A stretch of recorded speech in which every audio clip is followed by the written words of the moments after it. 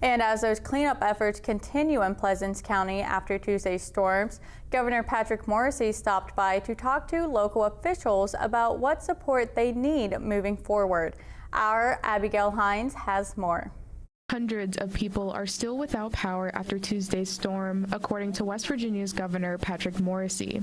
He says declaring a state of preparedness before the storms hit allowed them to get resources out to communities more quickly. He says it's been a phased approach across the state to help communities and residents recover. So we have to make sure that we're doing everything to maximize prevention, but also dealing with the search and rescue piece first, and then going to the recovery, the cleaning of the debris. There are phases to each of these, and that's what we're engaged in now. Obviously, we're past the search and rescue mode, and we're moving into the real recovery, the removal of the debris, and the other pieces of what's needed to help our communities be reborn again. Morrisey says assistance from all levels is needed to make progress. There are a lot of things you can do, and we're trying to do everything possible to help out, but also we have to recognize that when these tragedies occur, we have to run to the fire. We have to make sure that local, state, federal folks are all working together to solve the problem. Morrisey credits local volunteers for stepping up and supporting those in need.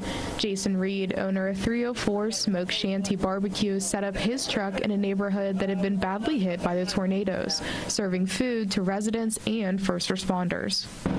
If it wasn't for the community, it wouldn't exist, so it's time to pay it forward. Those conversations with locals have led to Morrisey's team using their resources to get work done. Morrisey asked local first responders what they needed right now, and the St. Mary's Fire Chief said that Route 16, the road behind me from St. Mary's to the Ritchie County line, is currently 55 miles per hour. But with all the work going on the sides of the roads, working on power lines, as well as taking out trees that have been knocked over, the fire chief is worried about worker and driver safety. Morrisey's team told me they've been in contact with the Department of Highways and are working on lowering the speed limit temporarily from 55 to 45. I'm Abigail Hines reporting from St. Mary's. Back to you in the studio.